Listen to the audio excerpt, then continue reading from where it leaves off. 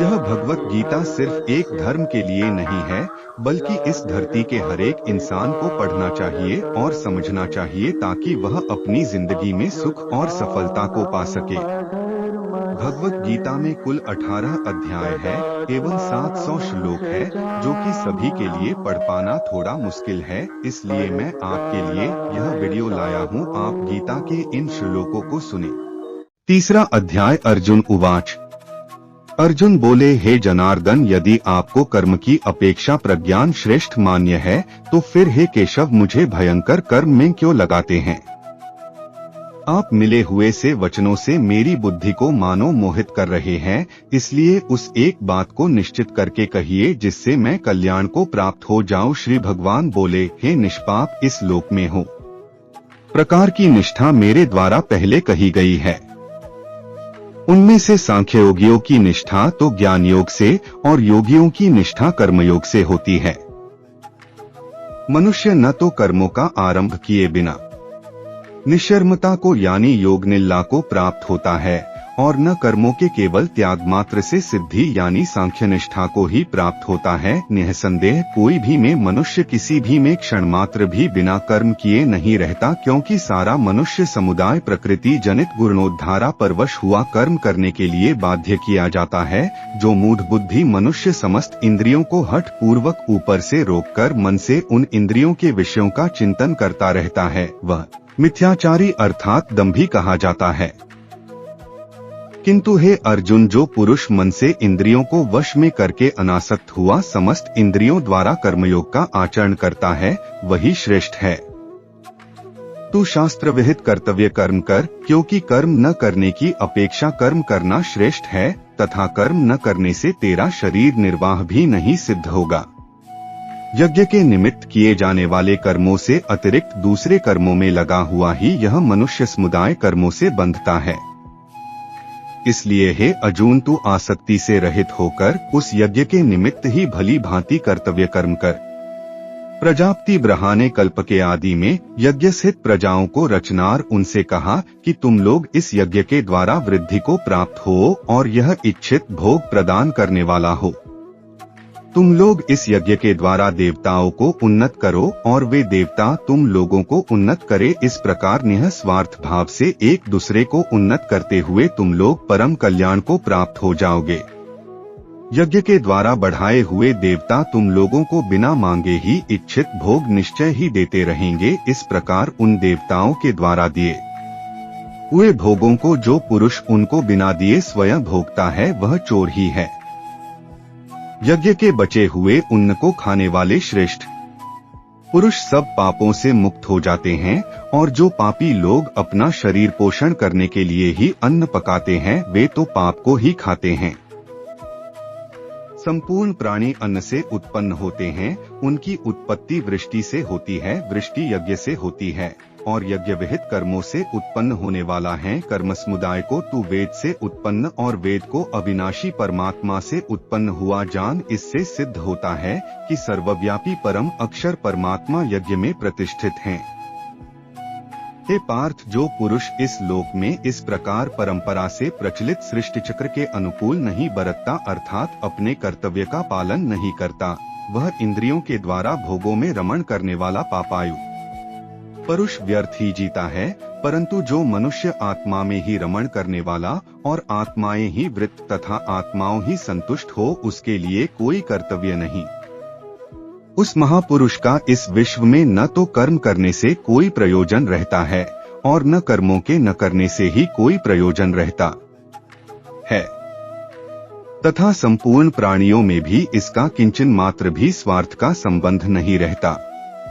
इसलिए तू निरंतर आसक्ति से रहित होकर सदा कर्तव्य कर्म को भली भांति करता रहे, क्योंकि आसक्ति से रहित होकर कर्म करता हुआ मनुष्य परमात्मा को प्राप्त हो जाता है।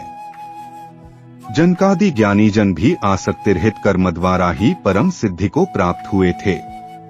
इसलिए तथा लोक संग्रह को देखते हुए भी तू कर्म करने को ही योग्य है, अर्थात तुझे कर्म करना ही उचित है। श्रेष्ठ पुरुष जो जो आचरण करता है, अन्य पुरुष भी वैसा वैसा ही आचरण करते हैं। वह जो कुछ प्रमाण कर देता है, समस्त मनुष्य समुदाय उसी के अनुसार बरतने लग जाता है। हे अर्जुन, मुझे इन तीनों लोकों में न तो कुछ कर्तव्य है और न कोई भी प्राप्त करने योग्य वस्तु अप्राप्त है, तो भी मैं कर्म में ही बरतता हूँ, क्योंकि हे पार्थ, यदि कदाचित मैं सावधान होकर करते हैं, इसलिए यदि मैं कर्म न करूँ तो ये सब मनुष्य नष्ट भ्रष्ट हो जाए और मैं कर्मोक न वस्तु तो बड़ी हानि हो जाए, क्योंकि मनुष्य सब प्रकार से मेरे ही मार्ग का अनुसरण संकर्ता का करने वाला हो। तथा इस समय भारत कर्म से आसक्त हुए अज्ञानी जन जिस प्रकार कर्म करते हैं, आसक्तिरहित विद्वान भी लोक संग्रह करना चाहता हुआ उसी प्रकार कर्म करें। परमात्मा के स्वरूप में अटल स्थित हुए ज्ञानी पुरुष को चाहिए कि वह शास्त्र विहित कर्मों आसक्ति वाले ज्ञानियोठी बुद्धि में भ्रम अर्थात कर्मों में अश्रद्धा उत्पन्न न करें, किंतु स्वयं शास्त्र विहित समस्त कर्म भली भांति करता उनसे भी वैसे ही करवावे हुआ। वास्तव में संपूर्ण कर्म सब प्रकार से प्रकृति के गुणी द्वारा किए जाते हैं, तो भी जिसका अंतःकरण अहंकार से मोहित हो रहा है, ऐसा अज्ञानी मैं करता हूँ ऐसा मानता है। परंतु हे महाबाहो, गुण विभाग और कर्म विभाग के तत्व को जानने वाला ज्ञानयोगी संपूर्ण गुण ही गुणों में बरत रहे हैं, ऐसा समझकर उनमें आसक्त नहीं होता। प्रकृति के गुणों से अत्यंत मोहित हुए मनुष्य गुणों में और कर्मों में आसक्त रहते हैं।